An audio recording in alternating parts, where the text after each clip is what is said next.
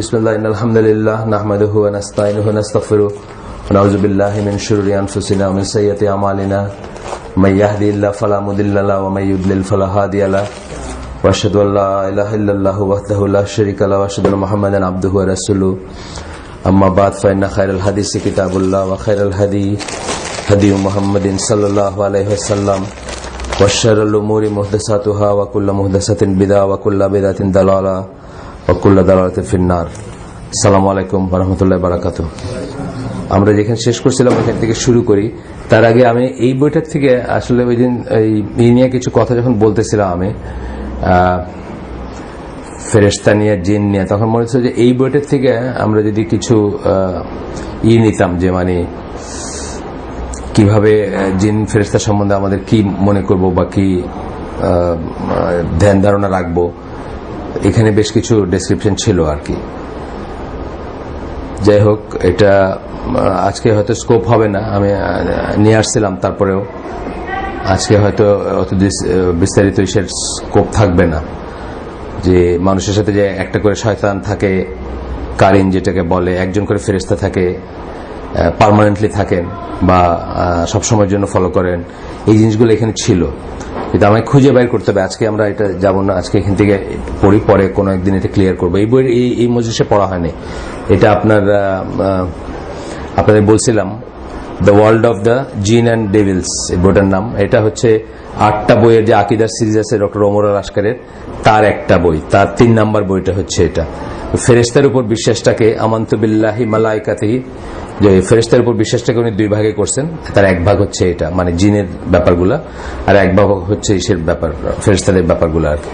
ফেরেশতাদেরকে উনি জিনকে উনি ফেরেশতাদের গ্রুপের আন্ডারে আনছেন, বিকজ আপনারা জানেন যে ওই আদমের সৃষ্টির সময় ফেরেশতাদেরই ছিলেন। ইবলিস ছিল, সে জিনদের ভিতর থেকে ছিল, বাট সে তাদের সাথেই কাজ করতো বা তাদের ইনচার্জ টাইপের ছিল আর কি। যাই হোক, আমরা আজকে গতদিন যেখানে শেষ করছিলাম তারপর থেকে শুরু করি। এই সংক্রান্ত ব্যাপারে আমরা কিছু আলাপ করতেছিলাম, যে ঘরের আনসিন ওয়ার্ল্ডের এফেক্ট আমাদের উপর কি, কোন কোন জায়গাগুলায় ফেরেশতারা থাকতে পছন্দ করেন এবং কোন কোন জায়গাগুলায় ফেরেশতারা যান না কোথায়, সেটার আন্ডারে এই কথাগুলো আসছিল। যে যেই ঘরে কুকুর থাকে অথবা ছবি থাকে, সেই ঘরের ভিতরে রহমতের ফেরেশতারা বা জেনারেল ফেরেশতারা যান না, এক্সেপ্ট মৃত্যুর ফেরেশতা, তারপরে আপনার কেরামুন কাতিবিন যারা আমাদের আমল লেখেন, আর আপনার ওই যে মানে স্থায়ীভাবে যে ফেরেশতা আপনার সাথে থাকেন, আপনার কম্পেনিয়ন, তারা ছাড়া বাকি সবাই। এখানে উনি গার্ডিয়ান এঞ্জেলস কথাটা লিখছেন। এই গার্ডিয়ান এঞ্জেলস কথাটা এইভাবে ঢালাভাবে না লিখে একটু এক্সপ্লেন করার ব্যাপার ছিল, সেই জন্য আমি বইটার থেকেই করছিলাম। এটা আমরা আরেকদিনের জন্য পেন্ডিং রাখলাম, আজকে সেই আলোচনায় গেলাম না। তারপরে ছিল যে শয়তান কি কি করে আমাদের। এইখানে আমরা ওই দিন 2-3টা পড়ছিলাম বোধহয়, হ্যাঁ 2-3টা পড়ছিলাম। যেখানে শেষ করছিলাম সেখান থেকে আজকে পড়ি। শয়তান আল্লাহর ল বা আল্লাহর আইনগুলোকে সুপারস্টিশন দিয়ে মানে রিপ্লেস করতে চায়। এটা আমরা দেখি আমাদের ভিতরে এতদিন পরেও সুপারস্টিশন, মানে এতদিন বলতে আমি বলছি আমি তো অনেকদিন ধরে চেষ্টা করতেছি এই পথে হাঁটার, তারপরেও কিন্তু পুরান দিনের জিনিসগুলো 100% যায় না। 100% যায় না বলতে কি, মানে কতগুলো একদম অটোমেটিক্যালি উঠে আসে। ধরেন এই কথাটা দেখবেন এখনো আমাদের এইজের বা আমাদের চেয়ে বড় বা আমাদের ছোট যারা অনেকদিন আল্লাহর পথে চলার চেষ্টা করতেছে, তাদের ভিতরে অনেক সময় চলে আসবে মুখে যে আপনার কথাই মাত্র বলতেছিলাম, আপনার অনেকদিন বাঁচবেন, এই কথা আমরা বলি না, চলে আসে এমনিতে মুখে।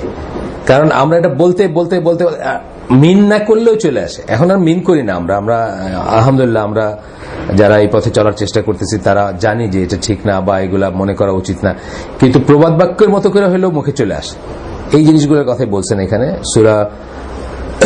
সূরা নিসার 119-20 নম্বর আয়াত কোট করছেন, যেখানে শয়তান বলতেছে, and I will mislead them, আমি তাদেরকে পথভ্রষ্ট করব।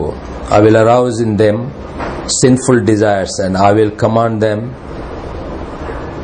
so they will sit sorry they will slit the ears of cattle, ওই কান ফুটা করতো ঈশের দিনের, ওই সময়কার দিনের ওই হ্যাঁ জাহেলি যুগে কান ফোটা করতো, এটার সুপারস্টিশন ছিল। এই কথা আল্লাহ বলতেছেন, আজকেও আছে যে ওইটার ইকুইভ্যালেন্ট হলো এই বাচ্চাদের এখানে এই দেয় না, ফোটা দেয়, বা আরো অনেক রকম আছে। এই যে একটু খুদ বানায় দেয়, একটা খুদ বানাইলে নজর লাগবে না, এই ধরনের জিনিসগুলো আছে আর কি, এখনো আছে। Command them to, so they will challenge the creation, sorry they will change the creation of Allah. আমি তাদেরকে আদেশ করব তারা আল্লাহর সৃষ্টি পরিবর্তন করবে। আল্লাহর সৃষ্টির পরিবর্তনের ভিতরে অনেক বড় একটা রেঞ্জ আছে, অনেক কিছু আসে এটার ভিতরে। আজকে জিএম ভুট্টা, জিএম জেনেটিক্যালি মডিফাইড ভুট্টা হইতেছে না দুনিয়ায়, বা আপনার সেদিন দেখলাম একটা ওয়েব পেজে দেখলাম কুকুরকে ক্লোনিং করছে এমন ভাবে যে কুকুরের চেহারাটা হবে মানুষের মতো। দেখছেন নাকি এটা? দেখছেন খবরটা? দেখছেন? ওয়ালাইকুম সালাম। ছবি দিছে, কিন্তু রিয়েল ছবি দিছে, দুইটা কুকুর একদম মানুষের মুখ।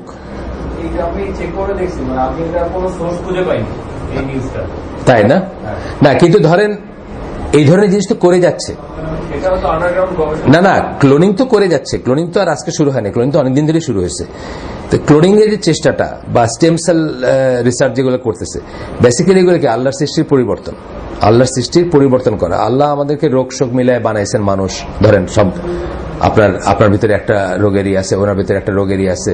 এখন হিউম্যানয়েড রোবট বানানোর জন্য কি চেষ্টা করতেছে, যে এমন মানুষ বানাবে যার ভিতরে কোনো রোগ শোক থাকবে না। বুঝছেন না? এটা কি আল্লাহর সৃষ্টির পরিবর্তন না? এই রোগ শোক যেটা আছে, কারো একটা ডেফিসিয়েন্সি আছে, আপনার একটা আছে, আমার একটা আছে, আরেকজনের একটা আছে, এই সব মিলে আমরা মানুষ। আপনাকে আল্লাহ অঙ্কের মেধা দিচ্ছেন, আমাকে আল্লাহ হয়তো কাঠমিস্ত্রির মেধা দিচ্ছেন, বা আমাকে আরেকটু ধরেন খুব ফাইন ঘড়ির মেকানিক্সের যে চোখ লাগে, খুব ফাইন জিনিস করার মেধা দিচ্ছেন, আপনাকে খুব র জিনিস করার মেধা দিচ্ছেন, আপনি স্টিল নিয়ে নাট বল্টু নিয়ে কাজ করেন। এই সবই কিন্তু রিকোয়ার্ড দুনিয়াতে। আপনার যেটা নাই আমার সেটা আছে, আমার যেটা নাই আপনার আছে, কমপ্লিমেন্টারি সাপ্লিমেন্টারি করে দুনিয়াটা চলবে। কিন্তু আমি যদি এখন মনে করি যে সব রোবটের মতো এমন মানুষ বানাবো যার ভিতরে কোন রকম ডেফিসিয়েন্সি থাকবে না, সে রোবটের মতো কাজ করে যাবে, টায়ার্ড হবে না, মানে এগুলো আল্লাহর সৃষ্টির পরিবর্তন না, এগুলো আল্লাহর সৃষ্টির পরিবর্তন। একটা জিনিস হচ্ছে যে টেকনোলজিক্যালি আপনি অ্যাডভান্স হলেন, সেটা অন্য জিনিস। আর একটা হচ্ছে যে আপনি ক্রিয়েশনটাই চেঞ্জ করে দিন, এফেক্ট দেখা যাবে অনেক পরে। যখন প্রথম করবেন তখন মনে হবে সবকিছু মানে বাহবা আমার দেওয়ার মতো জিনিস। যেমন আপনারা হয়তো জানেন যে এই যে মেয়েদের যে কন্ট্রাসেপটিভ পিলটা, এটা কিন্তু একটা আন্দোলনের, সেক্সুয়াল রিভলিউশনের অংশ হিসাবে মেয়েরা কিন্তু ডিমান্ড করছিল যে ছেলেরা প্রেগনেন্ট হয় না একটা অকাম কাকাম করলে এটার পেনাল্টিটা মেয়েদেরই বহন করতে হবে, সুতরাং এটার একটা ডিভাইস লাগবে আর কি। এইভাবে কিন্তু প্রথম পিল বা কন্ট্রাসেপটিভটা আসে। তারপরে সেই মেয়েরাই 70-এর দশকে এটা দেখা গেছে যে মেয়েদেরকে পার্মানেন্ট ড্যামেজ হয়ে গেছে যারা পিল ইউজ করতো বা করছে। কেউ মরে গেছে, কেউ পাগল হয়েছে, কারো পার্মানেন্ট ড্যামেজ হয়েছে। তারপরে তারা 70s ইউএস কংগ্রেস এবং সিনেটের ওপেনলি চ্যালেঞ্জ করছে, সংগ্রাম করছে, বিচার চাইছে যে যারা এই পিলগুলাকে মার্কেট করছে তাদের জন্য বিচার হয়, কারণ এরা মেয়েদের জেনারেশন আফটার জেনারেশনকে পার্মানেন্টলি ড্যামেজ করে দিচ্ছে। কথা কি কথা, এই কথা বলার পিছনে কারণ, এখন কিন্তু আমেরিকায় আপনি আমাদের দোকানে কিন্তু, আমাদের দেশে কিন্তু মুদির দোকানে কন্ট্রাসেপটিভ পিল পাবেন। জাস্ট রাস্তার ভিতরে সিগারেট বিড়ি বেচতেছে, ওই দোকানে দেখবেন ঝুলানো আছে কন্ট্রাসেপটিভ পিল, মায়া বড়ি নাকি যেসব যেগুলো ছিল আর কি, যা ছিল। আমেরিকায় কিন্তু এটা প্রেসক্রিপশন নেই, জানেন তো, আপনি ওভার দ্য কাউন্টার কিনতে পারবেন না, নো ওয়ে। কারণ কি, এই ড্যামেজগুলো হয়েছে দেখে আর কি। এগুলো আমি কেন বললাম যে আল্লাহর সৃষ্টির পরিবর্তন যখন মানুষ করে, তখন মানুষকে আল্লাহ ওই প্রজ্ঞা দেন নাই যে down the line, down the stream, কোথায় গিয়ে যে সমস্যাটা হবে এটা যে আগে বোঝার মতো ক্যাপাবিলিটি মানুষকে দেন। এটা যখন বুঝবে তখন অলরেডি টু লেট, কিছু করার থাকে না। যে ফুড ইন্ডাস্ট্রি নিয়ে যে কথাটা আমরা বলি, যে ফুড ইন্ডাস্ট্রিতে বেশি প্রোডাকশনের জন্য, বেশি মার্কেট করার জন্য, বেশি পয়সা আর্ন করার জন্য লোভের যোগান দিতে কি করছে, গরুগুলার মোটা তাজা করছে, মুরগিগুলার মোটা তাজা করছে, গ্রোথ হরমোন দিছে। তার এফেক্ট আসছে অনেকদিন পরে। জেনারেশন চেঞ্জ হয়ে যাচ্ছে, মানুষের জেনারেশন চেঞ্জ হয়ে যাচ্ছে, মানুষরা চেঞ্জ হয়ে যাচ্ছে। এই যে হোমোসেক্সুয়ালিটি এবং লেসবিয়ানিজমের প্রসারের পিছনে স্কলাররা মনে করেন এইটা একটা কারণ। এই যে হরমোন নিয়ে নাড়াচাড়া করছে, যে এই যে গ্রোথ হরমোন নিয়ে নাড়াচাড়া করছে। গ্রোথ হরমোনটা একটু ফিমেল হরমোন, যেটা দিলে ফ্ল্যাটেনিং হয় আর কি। এটা নিয়ে এই করাতে এই পরবর্তীতে এই সমস্যাগুলো আসতেছে, মানুষের ভিতরে হরমোন ইমব্যালেন্স হচ্ছে, অথবা মানে জেনেটিক চেঞ্জ চলে আসতেছে একটা আর কি, যেটা আদৌ লাভজনক না, বা যেটা অত্যন্ত বড় ক্ষতির ব্যাপার, বা হিউম্যান রেসকেই চেঞ্জ করে দিতে পারে, চিরতরেও করতে পারে, আর টেম্পোরারি তো হচ্ছে চেঞ্জ। তো এইগুলো আসলে আল্লাহর সৃষ্টির পরিবর্তন হঠাৎ প্রসঙ্গক্রমে আসলো কোরআনের আয়াত, এই জন্য বললাম এটা কিন্তু যে কারো যে কোনো কিছু করার আগে দুইবার চিন্তা করা উচিত। আপনার কাছে মনে হতে পারে খুব পজিটিভ, যে লোক প্রথম করছে তার মনে হয়েছে আর দুনিয়াতে আর প্রোটিনের কোনো অভাব থাকবে না, এত মুরগি হবে, এত প্রোডাকশন, 48 দিনে একটা, বা আর কোন প্রোটিনের অভাব থাকবে না। কিন্তু আসলে কি করলো, হিউম্যান রেসটাকে অ্যাট স্টেক দিয়ে দিচ্ছে। কিন্তু আসলে এটা যে ভিডিওটা আমরা এই করছে দেখেন সবাই, আবারও বলতেছি, আপনি দেখছেন না, আপনি দেখছিলেন না, আপনি দেখছিলেন, আরো দু একজন দেখছেন, এর ফ্যামিলি নিয়ে বসে দেখবেন। ফুড ইন্ডাস্ট্রির উপর একটা ভিডিও আমরা দিছিলাম, একটা লিঙ্ক দিছিলাম আর কি, ফ্যামিলি নিয়ে সবাই দেখবেন। তাইলে খাওয়ার ব্যাপারেও সাবধান থাকবেন। এই যে রাস্তাঘাটে আপনার ব্রোস্টেড এই চিকেন, AFC BFC থেকে ZFC কিছু বাদ নেই, এখন আছে না বাংলাদেশে অনেক, ABC, ক্যালিফোর্নিয়া ফ্রাইড, আমাদের পাড়ায় একটা আছে ফ্রাইড কিং।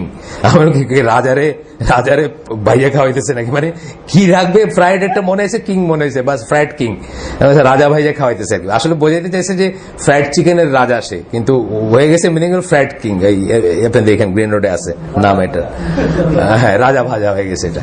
যাই হোক, আমরা কিন্তু এগুলাতে হোলসেল ঝাঁপ দেওয়ার আগে বা এগুলাকে আত্মীকরণ করার আগে দুইবার চিন্তা করার আছে। এই যে পিল তো বেসিক্যালি ফিমেল কন্ট্রাসেপটিভ পিল, যেটা এটা কিন্তু এক ধরনের hormone, female hormone, sorry growth hormone না, ফিমেল হরমোন। তো এটা দিয়ে ইংল্যান্ডে দেখা গেছে, আমাদের একটা বইতে ওই যে কি নাম, বিবাহ নারীবাদে বোধহয় আছে এই কথাগুলা, যে আপনার এই যে পিলগুলা খায়, পানির ফিল এগুলো তো মানে এক্সক্রিমেন্টের সাথে বাইর হয়ে যায়, মানে আমাদের শরীর থেকে বাইর হয়ে যায়, বাইর হয়ে গিয়ে কোথায় যায়, টয়লেটে যায়, টয়লেটের আউটলেট কোথায় যায়, নদীতে যায়। সেই নদীর পানি কিন্তু ইংল্যান্ডে বা ইসে সেটাই কিন্তু আবার রিসাইকেল করে, টয়লেটের যে পানিটা বাইরে যায় সেটাই পরিশোধনের মাধ্যমে পরিষ্কার হয়ে আসে, ঠিক আছে, কোনো সমস্যা নাই। কিছু বলবেন আপনারা? উপরে নাই কেউ? আপনার বাচ্চা, আচ্ছা। তো দেখা গেছে যে বাইরে যাবেন না, আব্বু আম্মু ছাড়া বাইরে যাবেন না কেউ, উপরে চলে যান, উপরে যাওয়াই ভালো, বাইরে যাবেন না, যান নিচে গিয়ে খেলার দরকার নেই, নিচে কেউ নাই এখন। আচ্ছা, দেখা গেছে কি যে পানি পরিশোধন করতেছে, সব পরিশোধিত হইতেছে, কিন্তু এই হরমোন যেটা পিলের ভিতর যে হরমোনটা ছিল, সেই হরমোনটাকে আর ফিল্টার আউট করা যায় না, সেপারেট করা যায় না পানির থেকে। তাহলে সেই হরমোনটা সহ, যদিও এটার কোনো অসুবিধা নাই আপনার, মানে কি বলবো, ওই জীবাণু বা পেট খারাপ হবে বা এই ধরনের কোনো অসুবিধা নেই, কিন্তু এই ইনটেকটা কি মেল ফিমেল সবাই খাচ্ছে, আবার পানিটা ফিল্টার করেই খাচ্ছে, কিন্তু ফিল্টার দিয়ে এটা দূর হয় না।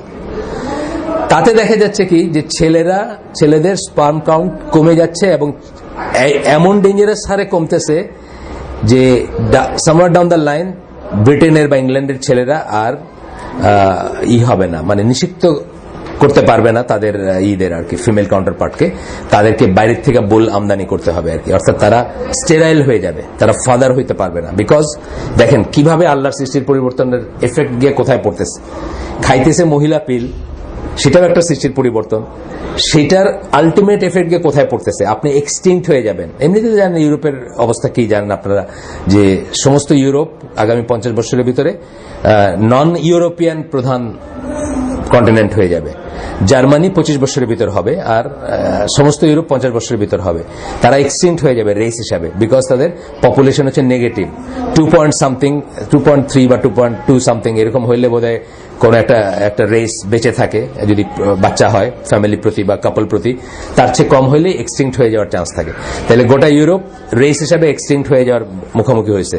তার সাথে যদি এইসব অ্যাড হয়, আপনি বুঝতেছেন কি অবস্থা দাঁড়িয়েছে, এই চিন্তার ব্যাপার আছে। আল্লাহর সৃষ্টি পরিবর্তনের একটা আয়াত আসলো দেখে আমি, মানে আয়াতটা হয়তো এমনি মনে করতে পারতাম না, তো হঠাৎ মনে হলো যে এটা হলো শয়তানের কাজ, যে সে আল্লাহর সৃষ্টির পরিবর্তন করতে চায়, করাইতে চায়। খেয়াল করেন, এটা খুব কঠিন একটা কথা। আমাদের দেশেও আমরা নানা ফর্মে করতেছি, যেমন খুব ইনোসেন্ট মনে হবে আপনার কাছে, যেটা বট গাছটা আপনি এতটুকু বানায় ড্রয়িং রুমে রেখে দিচ্ছেন, আছে না?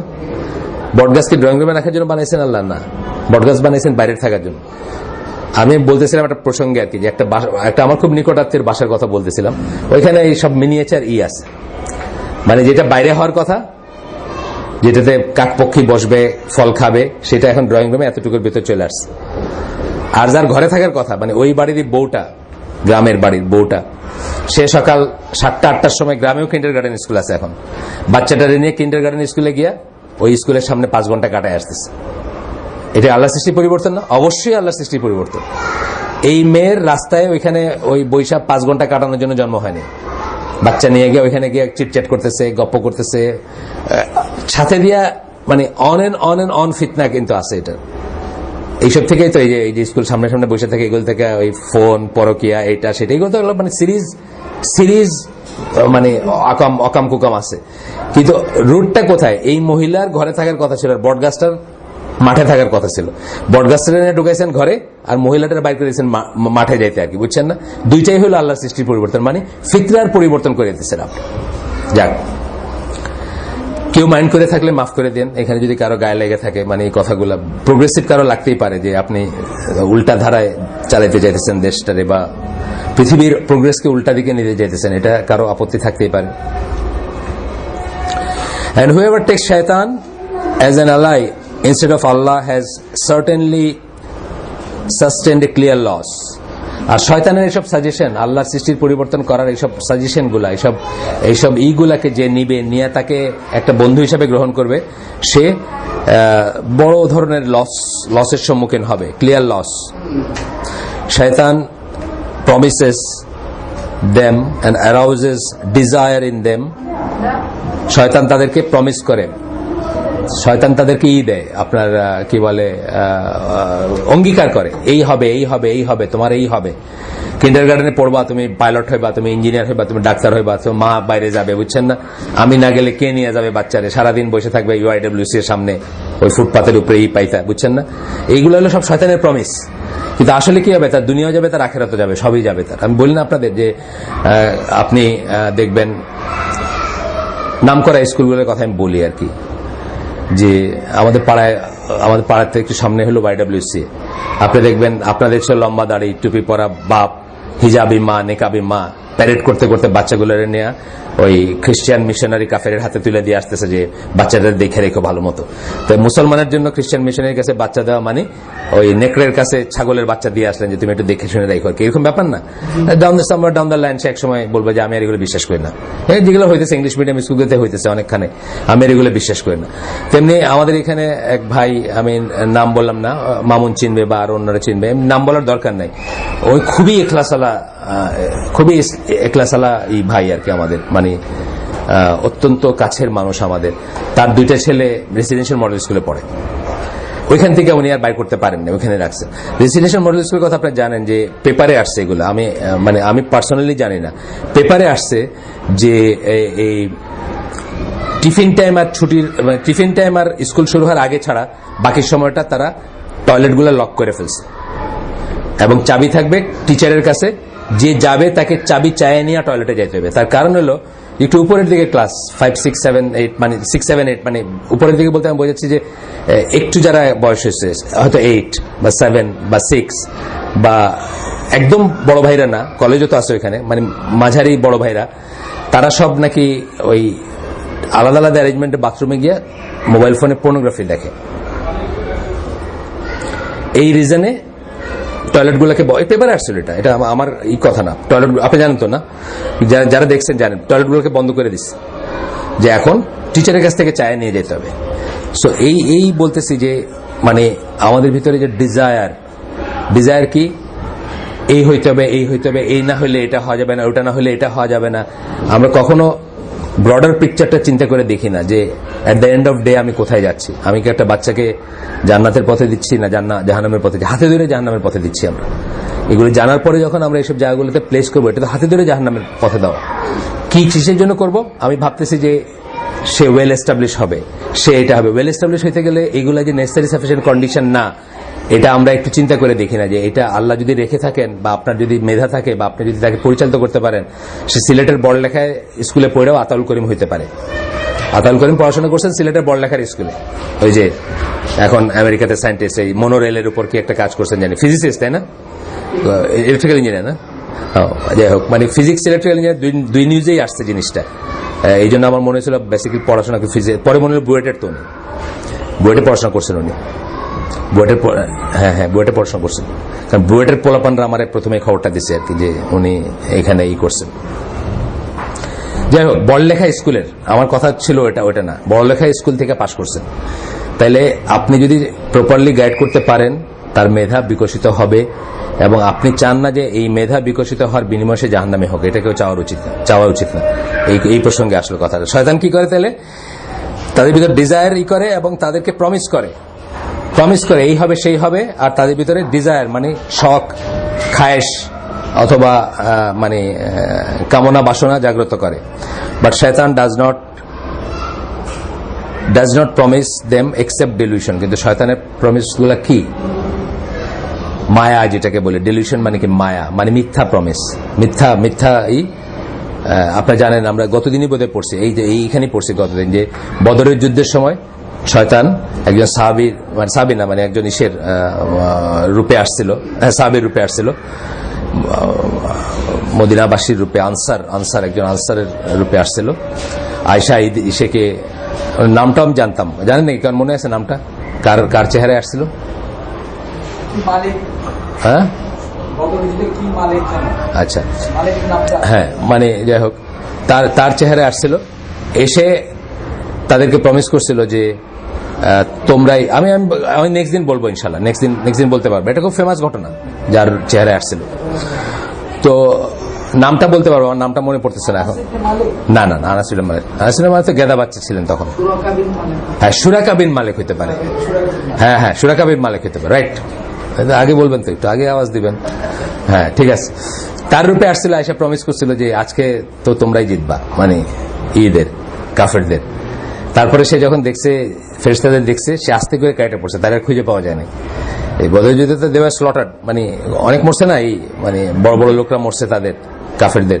তো তখন আর তার খুঁজে পাওয়া যায় না। তার প্রমিসগুলো এরকমই হয় সবসময় তার প্রমিসগুলো এরকমই হয় যে সে আপনাকে প্রমিস করবে। ওই যে আরেকটা গল্প বলতেছিলাম, গতদিনই বলতেছিলাম, গল্পের একটা অংশ বলতেছিলাম, যে একটা লোককে সে প্রমিস করছিল, ভালো একটা লোক ছিল, কতগুলো ভাই তাদের বোনকে রেখে যাবে। তো ওই লোকের, ইসরায়েলের গল্প আর কি, ওই লোকের জিম্মায় রেখে যায়। তারপরে সে অনেক খারাপ কাজ করে লাস্টে যখন তার মৃত্যু হবে, মানে তাকে ওরা মৃত্যুদণ্ড দিবে বা ই করবে, তখন শয়তান বলছে যে তুমি যদি আমার সেজদা দাও তাহলে আমি চেষ্টা করতে পারি তোমার বাঁচানোর। সে শেষ পর্যন্ত সেজদাও দিচ্ছে শয়তানকে, এবং তারপরে বলছে যে আমার কোনো ক্ষমতা নাই, আমি তোমার রক্ষা করি। শয়তানের প্রমিসগুলো এই ধরনের হয়। যাই হোক, এরপরটা আসেন, শয়তান accesses you through alcohol and gambling. শয়তানের আপনার ভিতর প্রবেশ করার রাস্তাগুলো যতগুলো, সবই খারাপ রাস্তা। সালাম। তারপরে হচ্ছে পার্টিকুলারলি অ্যালকোহল এবং গ্যাম্বলিং, এই দুইটা জিনিসে যখন মানুষ যায়, আপনি দেখবেন তারা এমন কাজ করতে পারতেছে আদারওয়াইজ তারা যেটা কোনোদিন করতে পারতো না। আপনাদেরকে আমি বলছি যে আমার এই লাইনে আসার পেছনের একটা ঘটনা আমি বলছি, যে 1986 সালের নিউ ইয়ার্স ইভ, যেটা মানে 1985 সালের 31শে ডিসেম্বর, যেটা ওই দিন আমি মানে একটা নিউ ইয়ার্স পার্টি দেখতে গেছিলাম কারো ইনভাইটেশনে। আমি দেখলাম যে এই মানুষগুলা, স্যুট পরা টাইপ পরা মানুষগুলা একেবারে কুকুর বিড়ালের চেয়ে অধম, under the influence of alcohol. এবং এখান থেকে আমার একটা বড় ধরনের রিয়েলাইজেশন হলো যে ওয়েস্টার্ন ওয়ার্ল্ডটা আসলে কিসের উপর চলতেছে বা কিভাবে চলতেছে। আমার যে ওয়েস্ট বিমুখতা একটা আমার লেখালেখিতে তো ফুটে উঠে, আমি তো লুকাই না এটার কিন্তু রুট হচ্ছে এই সময়টাই আমি যা দেখছি সেগুলো দেখে আমি চিন্তা করতে শুরু করছি যে আসলে এরা কোথায় যাচ্ছে বা কি জন্য কি করতেছে আর কি। শুরুটা ওইখান থেকে। তো যাই হোক, অ্যালকোহল এবং গ্যাম্বলিং, দেখবেন গ্যাম্বলিং এ মানুষ এমনও হয়েছে যে নিজের ওয়াইফকে তারা ট্রেড করে ফেলছে, পেপারে উঠে দেখবেন, আমাদের দেশে উঠে।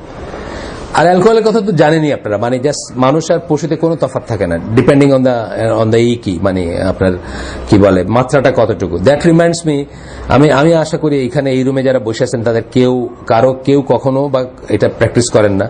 হেলথ ড্রিঙ্কের নামে যে জিনিসগুলা চালু আছে সেগুলোর ভিতরে অধিকাংশই হচ্ছে মাদকদ্রব্য, এবং অধিকাংশই হচ্ছে লাইফ থ্রেটেনিং এফেক্ট আছে আর কি। মানে আপনার কিডনি থেকে শুরু করে আপনার ইন্দ্রিয়গুলোর অনেক কিছুকে ড্যামেজ করে দেওয়ারই আছে। যদিও আপনি টেম্পোরারিলি একটা সিপ নেওয়ার পরে আপনার মনে হতে পারে যে আপনি ইনভিগোরেটেড বা আপনি চাঙ্গা হয়ে উঠছেন। হ্যাঁ, আপনি গাড়ি চালাইতেছেন, আপনি ধরেন 10 ঘন্টা হয়ে গেছে, দিনাজপুর যাইতেছেন, তারপর আপনার চোখে একটু ঢুলুঢুলু আসতেছে, একটা খাইলেন, আপনার মনে হলো যে শরীরটা গরম হয়ে গেল, কিন্তু আসলে কিন্তু এটা আপনাকে মানে জাস্ট মেরে ফেলতেছে আর কি, জাস্ট কিলিং এজেন্ট আর কি। এবং রিসেন্টলি বাইরেছে যেগুলো, এগুলো খুব ভয়ঙ্কর। ভাইগ্রা মার্কা জিনিস নাকি গুঁড়া করে এগুলোতে মেশানো আছে আর কি, মানে ভাইগ্রার যে এইগুলা এসে আসছে, এটা তো এসে আসছে আপনার যে কি বলে ওই মানে সেকুলাররা, হ্যাঁ না প্লাস সেকুলার এক মহিলা, ওনার নামে ভুলে গেছি, উনি ওই সায়েন্টিস্ট আর কি, ওই নিউট্রিশন বা কিসের সেকুলার, একদম পিওর সেকুলার। উনি কোনো মানে ইসলামপন্থী না যে উনি এইগুলোর পছন্দ করেন না দেখে এগুলোর এগেইনস্টে উনি খারাপ কথা বলতেছেন তা না। একদম উনি লিখছেন যে কিভাবে একটা নাম ধরে ধরে লিখছেন কোনটার ভিতর কত পার্সেন্টেজ কি আছে, এক একটা করে ধরছেন আর বলছেন যে প্রত্যেকটা হচ্ছে মানুষকে মানে আলটিমেটলি মেরে ফেলারই আর কি, আর মরে যাবে আর কি মানুষ। এটা আমি কোন পেপারে দেখি না, ওয়েব পেজে দেখছি। আচ্ছা, সামার ইন ব্লগ, যেটা সেকুলারদের মানে মানবতাবাদীদের ব্লগ বা খুব প্রগতিশীলদের ব্লগ, সেখানে কিন্তু উনি একদম টেবুলেট করে করে লিখছেন আর কি জিনিসগুলো। আচ্ছা আসেন পরে, তাহলে কি বললাম, এই দুইটা জিনিস। তাহলে এই দুইটা জিনিস থেকে আমরা প্রাইমারি, সেকেন্ডারি, টার্সিয়ারি লেভেলেও দূরে থাকবো। মাদক বললাম যে অনেক সময় যে যেমন হেলথ ড্রিঙ্ক যদি কেউ খায় থাকেন, উনি তো রিয়েলাইজ করেন এটা মাদক, এটাও কিন্তু মাদক। এবং অ্যালকোহল পার্সেন্টেজ তো কম বেশি থাকতে পারে, এটাও মাদক। এই ধরনের আরো অনেক জিনিস আছে, শুধু এটা না। যা কিছু আপনার সেন্সটাকে নষ্ট করে, সে গাঁজাও আপনার সেন্সকে নষ্ট করে, আপনার আরো যত কিছু আছে, যত লাইটই মনে হোক সেটা আপনার কাছে, যত লাইটই মনে হোক। এমনকি যখন অ্যাডিক্টেড হয়ে যায় তখন সিগারেটও ম্যাটার করে না? একটা মানুষকে সিগারেট দেন আর সিগারেট না দেন, সে দুই রকম বিহেভ করবে। তার মানে কি? তার মানে তার ম্যাটার করে। সে আপনি দেখবেন সিগারেট না, সে ওয়াইফের সাথে মিসবিহেভ করতেছে, এটা করতেছে, ওটা। যখন কেউ ছাড়ার চেষ্টা করে, যারা লং টাইম স্মোকার, নজবিল্লা, আমি একসময় সিগারেট খাইতাম, I know what it means. যারা লং টাইম স্মোকার তারা দেখবেন যে তার বিহেভিয়ার প্যাটার্নটা চেঞ্জ হয়ে গেছে। সিগারেট দেন নাই, বন্ধ রাখছেন, বিহেভিয়ার প্যাটার্ন চেঞ্জ হয়ে গেছে।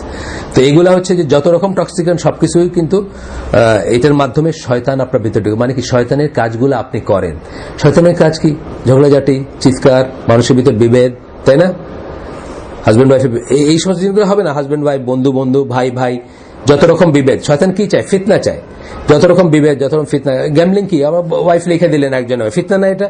আপনি আপনার 10টা পোলাপান আছে, 10টা পোলাপানের জন্য এক টুকরা জমি আছে, আপনি জুয়া খেলতে বসে জমিটা আরেকজনে লিখে দিয়ে দিচ্ছেন বা ওটা বেঁচে দিচ্ছেন, ফিতনা না?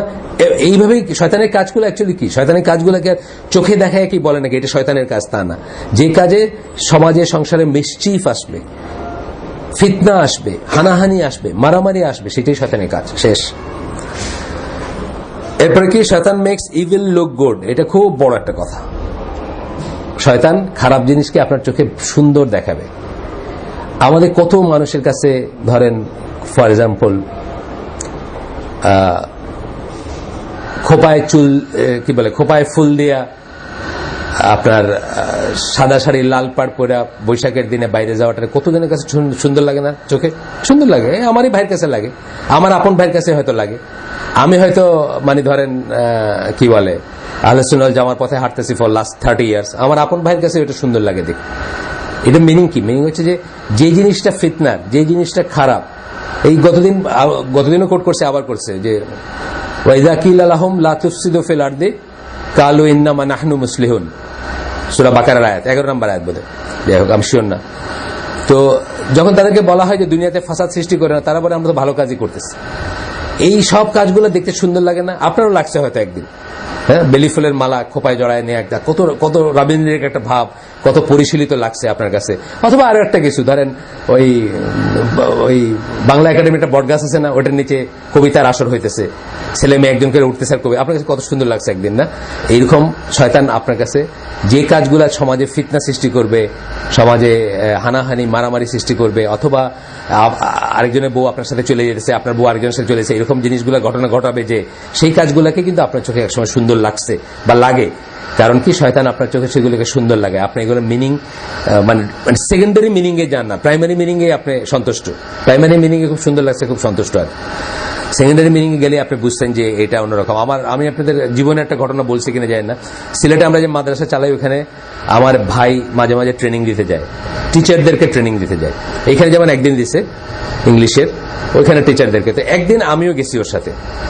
তো ওই দিন সে কি করছে, লিসেনিং কতগুলোই আছে আপনার লেসন আছে, ক্লাস 6 এর জন্য কিন্তু অফিসিয়ালি লাগানো আছে, বাংলাদেশের এডুকেশন ইস্যে লাগানো আছে। তো ওগুলা ঠিক আছে, ওগুলা ভালো জিনিস। লিসনিং কম্প্রিহেনশন তো দরকার আছে, লিসনিং কম্প্রিহেনশন কিন্তু দরকার আছে। আমি আজকে যে কথাগুলো বললাম, আমার কথাগুলো খুব শুদ্ধ ভাষায় না, বাট আমি যদি শুদ্ধ বাংলায় বলতাম এবং একটা নর্মাল স্পিডে বলতাম, তাহলে অ্যাভারেজ যারা শিক্ষিত, যারা নিজেকে শিক্ষিত মনে করেন, ক্লাস 10-এ পড়ছেন অথবা আরো নিচে 6-7-এ পড়ছেন, তাদের বোঝা উচিত ছিল না? এটাই হলো লিসেনিং কম্প্রিহেনশন, মানে শুনে আমরা বুঝতে পারি কিনা। একটা খবর শুনলাম, একটা বক্তৃতা শুনলাম, শুনে বুঝলাম কিনা, ইংলিশ, বাংলা বা যে কোনো ল্যাঙ্গুয়েজ, অ্যারাবিকও হতে পারে এটা। তো ওই রকমের একটা লেসন নিতে গিয়ে সে করছে কি, 6-এ ছেলে আছে মেয়ে আছে, ওইখানে মাদ্রাসা সিস্টেম হচ্ছে যে যেহেতু আমরা আলাদা রুম দিতে পারি না, ছেলেরা সামনে বসে, মেয়েরা ফুল হিজাব নিকাবে পিছনে বসে। টিচারদের সাথে, টিচারের প্রেজেন্স ছাড়া কখনো তারা থাকে না, কোনো চিটচ্যাট নাই, এবং তাদের কমন রুমটা আলাদা করে দিচ্ছি আমরা। অর্থাৎ ইসের সময় আপনার কি বলে, ওই টিফিন টাইমে বা যখন ফ্রি টাইম, তখন প্রেয়ার টাইম, তখন তারা আলাদা কমন রুম, আলাদা জায়গায় যাবে, যতদূর পারা যায় সেপারেশন আর কি। বাট কোনো চিটচ্যাট বা কোনো মতের আদান প্রদান নাই। তো আমি ওই দিন স্পেশাল প্রোগ্রাম হওয়াতে আমি বললাম যে ঠিক আছে, সব টিচারদের নিয়ে তাকে বললাম ওই ক্লাসটা নিতে, আর আমি বাকি সব বাচ্চাদের একটা রুমে অ্যাসেম্বল করায় তাদেরকে ওই এই টুকটাক ইসলামী প্রশ্ন জিজ্ঞেস করতেছিলাম আর কি। হঠাৎ ওইখান থেকে বাইরে আমি কি একটা বলতে এসে দেখি যে আমার ভাই একটা ডায়লগ করাইতেছে। আমার ভাই দাঁড়িয়ে আছে, কিন্তু সে কিন্তু তবলিগ করতো আগে, সে নামাজ পড়ে, মানে আল্লাহ, মানে চালু সেন্সে আল্লাহ আল্লাহ। সে একটা ডায়লগ করাইতেছে বিটুইন ক্লাসের একটা মেয়ে আর একটা ছেলের ভিতরে। আমি বললাম না, এটা তো এখানে চলবে না, এটার এখানে কোনো স্কোপ নাই। কেন নাই বলেন তো? কেন আমি বাধা দিলাম কেন? এটা তো নিকাবের ভিতরে আছে, হিজাবের ভিতরে আছে, বইয়ের একটা ডায়লগ করতেছে, টিচারের সামনে করতেছে, তারপরে আমি না করছি কেন বলেন তো? তার লজ্জাটা ভেঙে যাবে। একটা ছেলের সাথে কথা বলা একটা লজ্জা আছে না, একটা সংকোচ আছে, এটি কিন্তু দরকার আছে, এটা থাকা উচিত। ইসলাম চায় যে আপনি বড় বড় করে গপ্প করবেন না, চিটচিট করবেন না, চায় না? একটা রুমের ভিতরে বলছে না যে একটা ছেলে একটা মেয়ে একত্রে থাকবে না, কথা বলার সময় বলছে না মিহি সুরে, এই মানে হাইচ্ছা খেললে কথা বলবেন না, যদি কোনো আনসার করতে হয়, weather it is telephone or the door, বলছে না? কেন বলছে এগুলো? যাতে ফিতনাগুলো নাই হয়। এখন আপনি সেই লজ্জাটা ভেঙে দিচ্ছেন।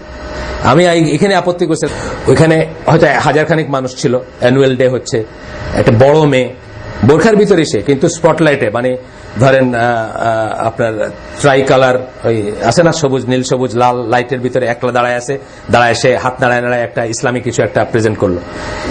অ্যাপারেন্টলি মনে হচ্ছে তো হার্মলেস জিনিস, এটা সমস্যা কি? তো ফুল নিকাব, ফুল আবায়া, ফুল হিজাব, কিন্তু এফেক্টিভলি কি হলো?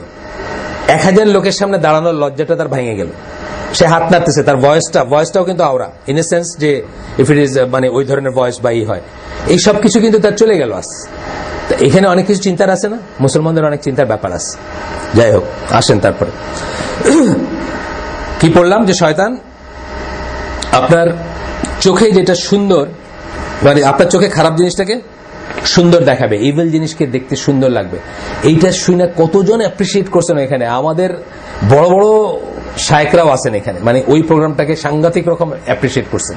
যে প্রোগ্রামটার কথা আমি বলতেছি যে কত সুন্দর, এটা কত স্মার্ট, মানে ইসলাম মানে কি জবুথবু হয়ে থাকতে হবে নাকি? ইসলাম মানে বুঝছেন না, হাত নাইরা জাকির নায়কের স্টাইলে ওইখানে অ্যারাবিক বললো, ইংলিশ বললো, কত সুন্দর লাগছে দেখতে।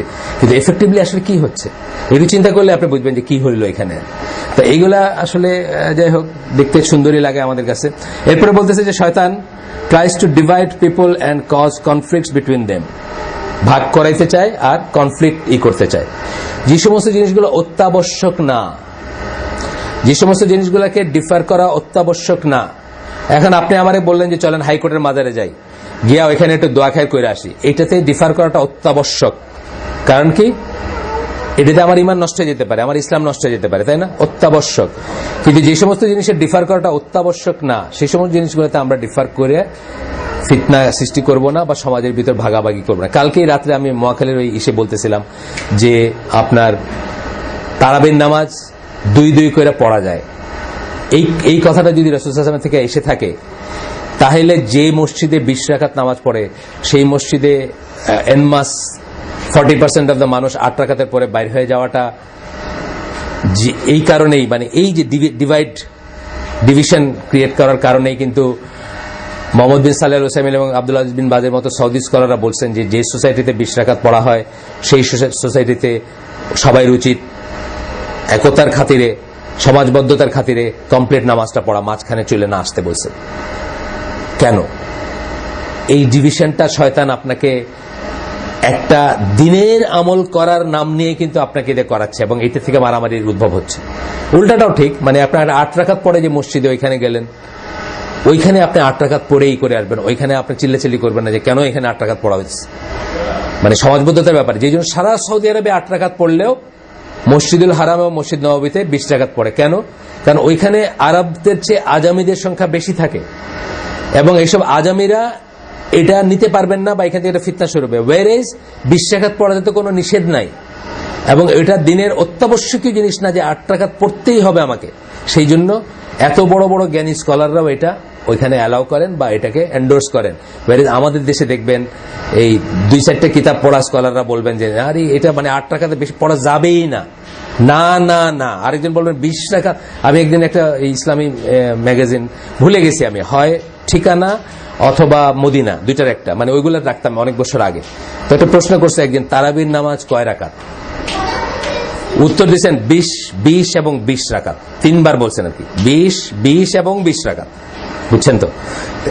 এই যে জিনিসগুলা, এই ফিতনাগুলা, এই ছোটখাটো জিনিসের জন্য এইগুলা শয়তান চায় যে আমরা এইভাবে ডিভাইডেড হই। কালকে ওইখানে ঈদের কথাটা বললাম, এই নতুন গ্লোবাল আর লোকাল শুরু হয়েছে না একটা, গ্লোবাল আর লোকাল। হাজব্যান্ড একদিন ঈদ করে, বউ আরেকদিন ঈদ করে।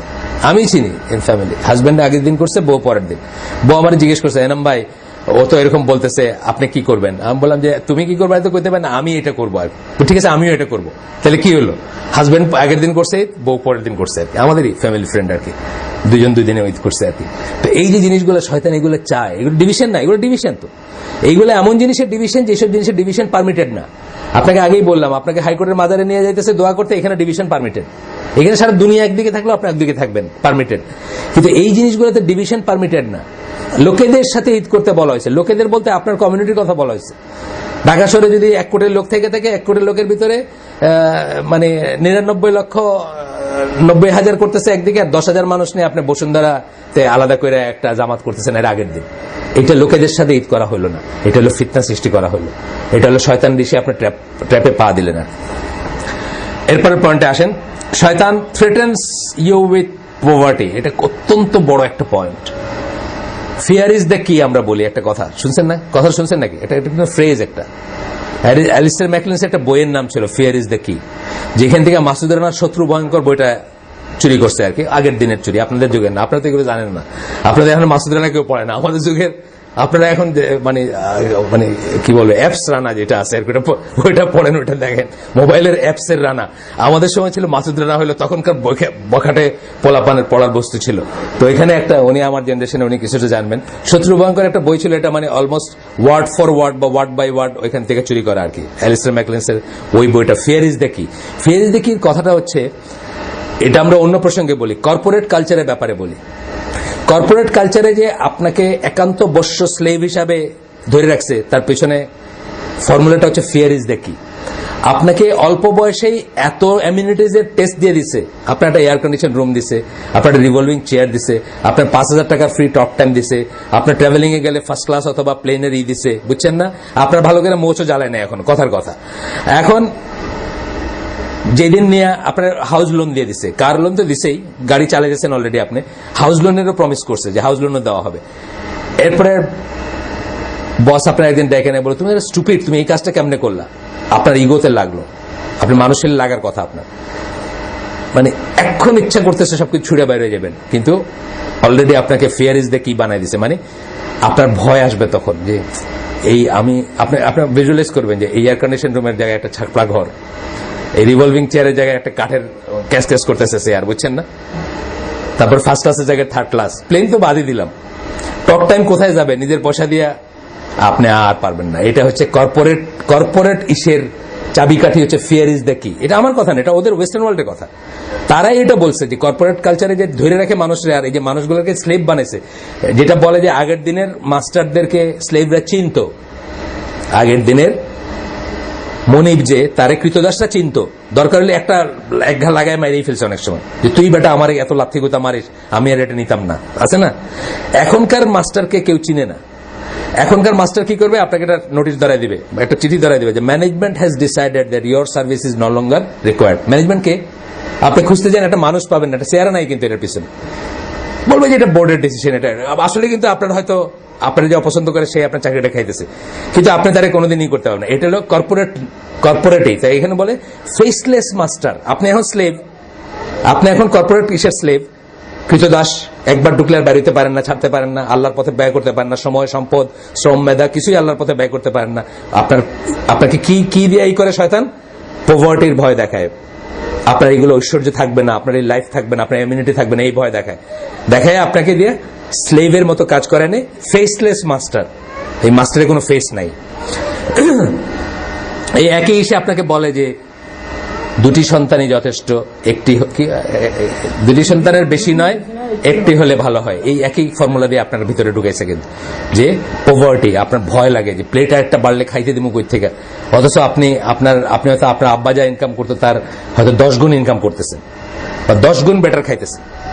রোজই আপনি মানে বাজার বাসা মাছ আর গোস্ত খাইতেছেন। আপনার আব্বা, আপনি জানেন গ্রাম বাংলায় আগে কিন্তু কসাইখানা ছিল না, জানেন তো না? আগে ছিল না, গ্রামে ছিল না কিন্তু কসাইখানা। আমি যখন নানি বাড়িতে যাইতাম কোনো কসাইখানা ছিল না। সপ্তাহে 10 দিনে ওই গ্রামের মানুষ মিলে একটা গরু জবাই দিত, তারপরে একটা ভাগা করলো, ধরেন 20 টাকা 50 টাকার ভাগা করলো, 1 ভাগা উনি 2 ভাগা উনি, যে যা নিল নেয়া, জাল টাল দিয়া, তখন তো ফ্রিজও ছিল না, জাল টাল দিয়া যে কয়দিন খাওয়া যায় খাইলো, শেষ। আজকে আপনার ডেলি মিট খান না? ঢাকার মানুষ ডেলি মিট খাইতে পারে না? ডেলি মিট খাইতে পারে, ডেলি বিফ খাইতে পারে, ডেলি উন্নত শ্রেণীর খাওয়া খেতে পারে। তারপরেও আপনি ভয় করেন যে দুটি সন্তানের বেশি নয়, একটি হলে ভালো হয়, আপনি ভয় করেন। এটাই শয়তান আপনাকে এই ভয়টা দেখায়। সূরা বাকারার 268 নম্বর আয়াতে আল্লাহ বলতেছেন, শয়তান threatens you with poverty and orders you to immorality। আপনাকে গরিবের ভয় দেখায় আর আপনাকে অসৎ কাজ করতে অর্ডার করে। গরিবের ভয়। আমাদের দেশে ভেরি সুন অলরেডি হয়ে গেছে, আরো 15-20 বছর পরে ইয়াং জেনারেশনের মানুষ আর বিয়ে করতে চাবে না, সংসার করতে চাবে না। তারা মনে করবে ইট ইজ বেটার সংসার না করেই ভালো আছে, ভেরি সুন। কারণ আমরা তো ওই যে আল্লাহ রসুলের সেই হাদিসের মতো ওদের পিছনে পিছনে সাপের গর্তে ঢুকবো, ওরা এইসবের ভিতর দিয়ে গেছে। একসময় বিয়েটাকে তাদের বাহুল্য মনে হয়েছে, ঝামেলা মনে হয়েছে, টাকা দাও, পয়সা দাও, খাওয়া দাও, ওষুধ করাও, চিকিৎসা করাও, কি দরকার? বিয়ার যে one of the major requirement, যেটা এটা এমনি হচ্ছে, কাজে বিয়ে করে লাভ কি? আমার দেশ ঠিক সেই পথে যাচ্ছে, অলরেডি সেই পথে, অলরেডি ইয়াং জেনারেশন সেই পথে, কিন্তু ধরেন এখনো কমপ্লিট হয় নাই। আর আগামী 10-15 বছরে ইনশাল্লাহ নজবিল্লাহ সেই পরিণতিতে পৌঁছায় যাবে। হাউ টু কমব্যাট শয়তান, এত কিছু তো আমরা বললাম, শয়তান কি করাবে আপনার দিয়ে। আমার করণীয় কি? আমি কিভাবে তার ফাইট করব, কিভাবে যুদ্ধ করব তার সাথে? প্রথম কথা বলছেন, মেক জিকির when evil thoughts come into your head। আল্লাহকে স্মরণ করবেন। প্রথমত থটটা যে ইভিল, এটা অ্যাকনোলেজ করবেন, তবে তো আল্লাহকে স্মরণ করবেন। আপনার যদি চোখে ওই যে ওয়াইজা কিল আলাহুম লা তুফসিদু ফিল আরদি কালু ইন্নামা নাহনু মুসলিহুন, এটা যদি আপনার মনে হয়, তাহলে তো আর আপনার যদি মনে হয় আমি তো ভালোই করতেছি, তাহলে তো আর আপনার জিকির করবেন না। তাহলে খারাপ জিনিসটা, যে থটটা যে খারাপ, এটা আপনার মাথায় পয়লা অ্যাকনোলেজ করতে হবে, এন্ড তারপর আপনাকে জিকির করতে হবে, এটা বলতেছেন। আমি এখানেও আসবে হয়তো বা অন্যত্র বলছেন যে কোরআন তেলাওয়াত করতে পারেন আপনি, যখন আপনার মনে হইতেছে যে আজকে একটা বিশেষ সিরিয়াল আছে, এটা মিস করা যাবেই না। হ্যাঁ, ওয়ালাইকুম সালাম। ABZ টিভিতে আছে না, A to Z আমাদের এখন চ্যানেল। A to Z এরও বেশি, A to Z তো কটা, 26টা অক্ষর না? চ্যানেল তো অনেক, তো শতখানিকের ঘরে হয়তো বাংলাদেশে হয়তো শতখানিক, মানে হয়তো সব কম্বিনেশন সবাই নাই, কিন্তু শতখানিক চ্যানেল হয়তো বাংলাদেশে অ্যাভেলেবল এখন আর কি। শয়তান যখন আপনাকে সাজেশন দিচ্ছে যে এইটা না দেখলেই নয়, যদি আপনি অ্যাকনোলেজ করতে পারেন যে এটা তো একটা খারাপ কাজের সাজেশন দিতেছে, তখন আপনি কি করবেন? জিকির। জিকিরের ভিতর বেস্ট জিকির কি? কোরআন তেলাওয়াত। আমরা জানি জিকির মানে কোরআন তেলাওয়াত। কোরআনকে আল্লাহ জিকির বলছেন, কোরআনের একটা নাম হচ্ছে জিকির, এবং জিকির মানে কি? রিমেম্বারেন্স, আল্লাহ স্মরণ। তাহলে বেস্ট স্মরণ কি করতে পারেন? আপনি কোরআন তেলাওয়াত করতে পারেন। এটা বোধহয় আসবে পরে, আমি যাই হোক এখানে শুধু উনি একটা লাইন বলছেন, Indeed those who fear Allah, when an impulse touches them from shaitan, they remember him and at once they have insight। সূরা আরাফ 201 নম্বর আয়াত। যারা আল্লাহকে ভয় করে, যখন একটা খারাপ কিছু তাদের ভিতরে আসে, ইম্পালস, শয়তানের ইম্পালস, প্ররোচনা আসে ভিতরে, তারা আল্লাহকে করেন, আল্লাহকে স্মরণ করে, and at once, এবং সাথে সাথে তাদের ভিতরে they have insight, তাদের ভিতরে তারা বোঝে যে জিনিসটা কোথায় খারাপ, কিভাবে তাকে জিনিসটা করতেছে, বিপদগামী করতেছে, এটা তারা বুঝবে। যে কোনো খারাপ কাজ ত্যাগের প্রথম শর্ত হচ্ছে অ্যাকনোলেজ করা যে এটা খারাপ কাজ। যে কোনো খারাপ কাজ। আমাকে অনেক সময় জিজ্ঞেস করেন, চাকরি বাকরি নিয়ে জিজ্ঞেস করেন, অনেকের ভিতরে ফিতরা আছে, তাদের ভিতরে কষ্ট হয়। তারা এই 2-3 দিন আগে পটুয়াখালী থেকে, আমি চিনিও না, এক সৈনিক ফোন করছেন, স্যার আমার চাকরিটা কি হালাল না হারাম আর কি। তা আমি বললাম যে দেখেন, আমার চাকরি বলতে যদি আপনি গভর্নমেন্টের চাকরি বলে থাকেন, প্রাইমারিলি গভর্নমেন্টের চাকরি হালাল, প্রাইমারিলি আমাদের দেশের গভর্নমেন্টের চাকরি হালাল বলেই স্কলাররা বলেন। কিন্তু কাজটা যদি আপনার হারাম হয়, যে আপনি চাকরি নিয়েছেন পর্যটন কর্পোরেশনের বারে, এখন আপনার চাকরি গভর্নমেন্টের ঠিক আছে, কিন্তু আপনার কাজটা হলো যে কাস্টমার আসবে তারে মদ সার্ভ করা, এই চাকরি আপনার জন্য হালাল হবে না। যদিও আমরা বলতেছি গভর্নমেন্টের চাকরি হিসাবে যদি আপনি বলেন প্রাইমারিলি হালাল, কিন্তু কাজটা আপনার হারাম কিনা এটা আপনি ইন্ডিভিজুয়ালি বিচার করবেন। যে যে কাজে আছেন সেটাতে বিচার করতে পারবেন না। গভর্নমেন্টের চাকরি কি সব এক না তো। এই যে বললাম পর্যটন কর্পোরেশনের বারে আপনার চাকরি, অথবা আপনার গভর্নমেন্টের যেগুলো 5 স্টার হোটেল গভর্নমেন্টের আছে, গভর্নমেন্ট ওন বা গভর্নমেন্ট নিয়ন্ত্রিত, ওইখানে আপনি চাকরি নিচ্ছেন, এটাও ইন সেন্স গভর্নমেন্টের চাকরি ধরে। তাই এখানে গিয়ে আপনি কি করতেছেন, মদ সার্ভ করতেছেন আর মদ খাওয়াইতেছেন মানুষের, এটা তো হালাল হতে পারে না। এইভাবে দেখবেন আর কি জিনিসটাকে। যাই হোক, তখন ওনাকে আমি যেটা বললাম যে প্রথম স্টেপ হচ্ছে অ্যাকনোলেজ করা যে আমার এই কাজটা ঠিক না, যে যেখানে আছি আমরা অ্যাকনোলেজ করে তারপরে স্টেপ হবে ওনাকে বা অন্য যে কাউকে আমি যখন অ্যাডভাইস দিই, এই অ্যাডভাইস দিই, তারপরে এটা হবে কিন্তু জেনারেল রুলিং না, তারপরে একটা হবে স্পেসিফিক রুলিং। আপনার ফ্যামিলির অবস্থা আমি জানি না, আপনার ফ্যামিলিতে 40টা প্লেট পড়ে, আপনি একা আর্ন করেন, আপনি এই মুহূর্তে ভাট করে চাকরিটা ছেড়ে দিয়া আপনি একেবারে বেকার হয়ে গেলেন। এই 40টা মানুষের হয়তো রুটি রোজগার বা রিজেক বা তাদের জীবন ধারণ অথবা তাদের এটাই খুব ডিফিকাল্ট হয়ে যাবে, তাদের সবাই ইমানের লেভেল এক নাও হইতে পারে, সবাই এটার উইজডম বুঝতে নাও পারে, এগুলো আপনার চিন্তার ব্যাপার আছে। কিন্তু অ্যাকনোলেজ করবেন, অ্যাকনোলেজ করে তারপরে চেষ্টা করে যাবেন এখান থেকে বাইরে হয়ে আসেন, যে যেখানে আছেন এখান থেকে বাইরে আসেন। কিন্তু ওই যে শয়তান আপনাকে ভয় দেখাবে। এই কয়েকদিন আগে আমাদের একটা ব্যাংকার ভাই আমার কাছে বলছিল চাকরির জন্য, ইয়াং ছেলে, সে বিয়ে করেনি এখন, কিন্তু সে খুব কনসার্ন এটা নিয়ে, একটা প্রাইভেট ব্যাংকে চাকরি করে, তার একটু লায়াবিলিটি আছে, তার মা, তার আব্বা মারা গেছেন, মা বিধবা এবং একটু অসুস্থ, একটা বোন বোধহয় হ্যান্ডিক্যাপ।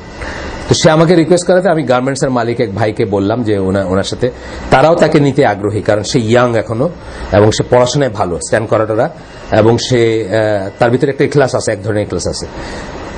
তো সে যখন ওখানে গেল, তাকে ওনারা বললো যে আমরা তো আপনাকে নিতে চাবো বা আমরা অনেক দূর দেখবো আপনাকে যদি নেই আমরা, কারণ আমরা আপনার এইটা পছন্দ করতেছি, আপনি যেভাবে ছাড়তে যাচ্ছেন, বা কিন্তু আপনি একটু ভালো করে বুঝে নেন যে আপনি এই কাজে আপনার স্যাটিসফ্যাকশন আসবে কিনা, বা আপনি থাকতে পারবেন কিনা, বা আপনি। তো তাকে ট্রায়াল 1 দিন না 2 দিন, এক শনিবারে গেছে, আরেক শনিবারে গেল, এই গত শনিবারে। তারপর আমাকে সে ফোন করছে, ফোন করে বলতে, শায়েক আমি তো আগে গেলাম, এখানে কাজটা তো একদম অন্য ধাঁচের, তো আমার ফ্রেন্ডরা বলতেছে যে আমি এটা অ্যাডজাস্ট করা খুব কষ্ট হবে, আর বুঝছেন তো, মানে সব নেগেটিভ আর কি। আমি বললাম দেখেন, আমি আপনাকে চাকরি দিতে চাইনি, আমার আপনাকে দরকার ছিল না, বা আমার ওই ফ্রেন্ড যার গার্মেন্টসে আপনাকে পাঠাইছি তারও কোনো এমপ্লয়ি দরকার ছিল না, তাদেরকে আমি আপনার জন্য পজিশন ক্রিয়েট করতে বলছি। আপনি আমাকে বলছেন, আপনার রিকোয়েস্টের উপর ভিত্তি করে আমি তাদেরকে বলছি। আপনাকে শয়তান এই যে বলতেছে পভার্টির ভয় পাই, এই ভয়টাই আপনাকে দেখাবে, কারণ এইটা ছিল আপনার জন্য একটা window of opportunity. Window of opportunity মানে এটা জীবনে বারবার আসে না। আপনি আপনার পুরো লাইফটাকে আরেকটা লাইনে ঘুরাই দিতে পারতেন। আপনি এখনো ইয়াং, আপনি আপনার এফিসিয়েন্সি দেখায়া তাদের একজন হয়ে যেতে পারতেন, এবং তারা they were asking for it. তারা দুজনই আমাদের এজ গ্রুপের, তারা একটা ইয়াং এনার্জেটিক ছেলেকে তাদের একজন হিসেবে নিতে চাচ্ছে, অর্থাৎ দে আর লুকিং, মানে ভবিষ্যতে অনেক দূর দেখতেছে তারা। কিন্তু আপনাকে কি করলো, এই যে স্টাক, আমি কতজনকে চিনি, তারা গত 15 বছর আগে আমার সাথে পরিচিত, বা 13-14 বছর আগে পরিচিত। তারা 14 বছর আগে বলছে যে স্যানিটারে চাকরি করতো ভদ্রলোক, স্যানিটারি ব্যাংকে, এখন অন্যত্র আছে। 15 বছর আগে বা 14 বছর আগে সে আমাকে বলছে যে সে ছাড়তে চায়, আজও সে ছাড়তে পারে না চাকরি, বিকজ ওই যে বললাম ফিয়ার ইজ দ্য কি। এখন সে একটা ব্যাংকের কান্ট্রি ম্যানেজার, বিদেশি ব্যাংকের কান্ট্রি ম্যানেজার, সে বিশাল পোস্ট।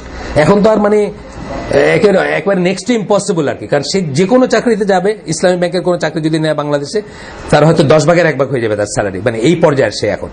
বুঝছেন না? ওই ব্যাংকিং জার্নাল টার্নালে তার মানে সে কত নাম করায় কাজ করছে এগুলার ছবি উঠে আর কি। তো এই যে জিনিসটা বলতেছে যে উইন্ডো অফ অপরচুনিটি যখন আসলো জীবনে, একটা ক্রিটিক্যাল জাংচার বলি আমরা এটাকে, মানে ক্রস রোডস বলে না, মানে একটা মোড়ে এসে দাঁড়ায় একটা চান্স ছিল তার, তখন তারে বললাম যে এই উইন্ডো অফ অপরচুনিটি সবসময় আসে না। আপনার এইজ ছিল, আপনার মেধা ছিল, হয়তো আপনি ডাইভার্সিফাই করতে পারতেন নিজেরে, কিন্তু শয়তান হয়তো আপনাকে সেটা করতে দিচ্ছে না, আপনাকে ভয় দেখাচ্ছে। এই যে ফিয়ার ইজ দ্য কি, যেটা বললাম একটু আগে। আবু হুরায়রা রাদিয়াল্লাহু আনহু বর্ণনা একটা হাদিস, বুখারী এবং মুসলিমের হাদিস।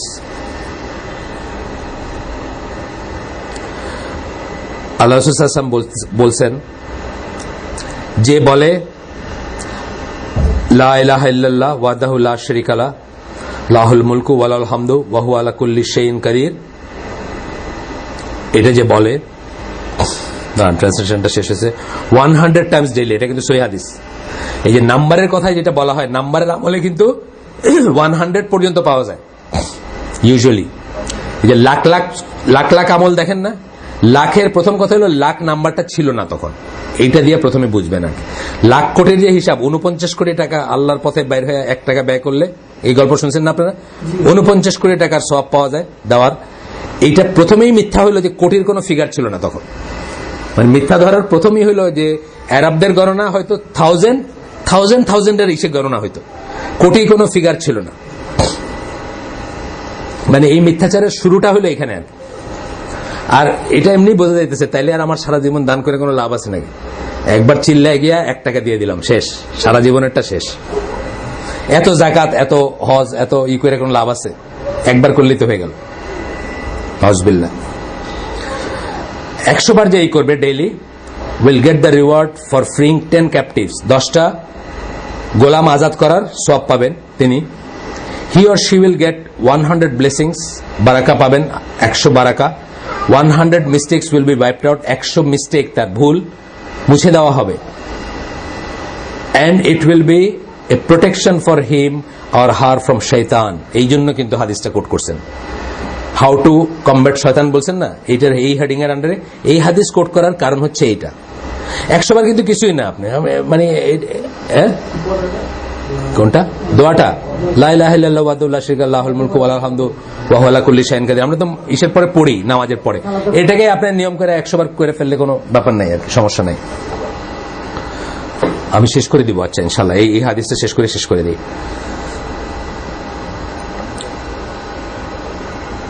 until the night, protection for him or her from shaitan until the night. No one will get a better reward except one who did more than that. মানে এর চেয়ে বেশি রিওয়ার্ড পাবে যে এর চেয়ে বেশি করবে আর কি, বেশি করবে মানে আর বেশি বেশি পড়বে। কারটা বাজলো এর আগে, আমারটার সাথে একটা টাইম লেগ আছে 30 সেকেন্ড বোধ হয় বা এরকম কিছু, হয়তো আমারটা স্লো হতে পারে।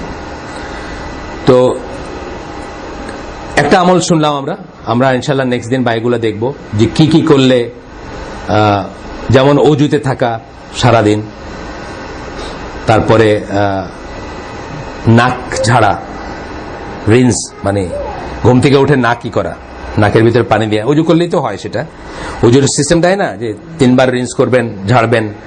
সুন্নাহ অজুর এটা দেখেন, আমাদের এই যে pray as you have seen me praying, ওটার ভিতরে আছে সুন্দর, কিন্তু মানে সুন্নাহ এইগুলো দেখায়।